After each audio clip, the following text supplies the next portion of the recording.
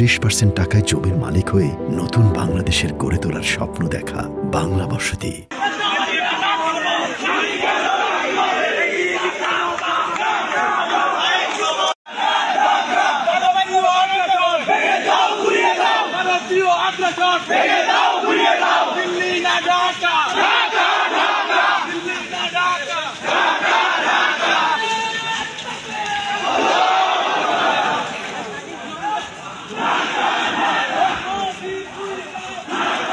আধিপত্যের বিরুদ্ধে যে কণ্ঠস্বরগুলো ভারতের বিরুদ্ধে কথা বলবে তাদের যেন আর একজনকে আমরা এই বাংলার মাটিতে যেন তাদের মৃত্যু দেখতে না হয়।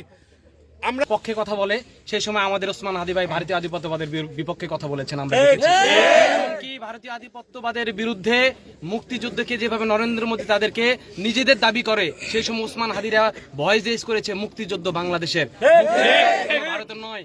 এই বাংলাদেশে মুক্তিযুদ্ধ করে বাংলাদেশকে স্বাধীন করেছে বাংলাদেশের দামাল ছেলেরা, স্বাধীন করে নাই।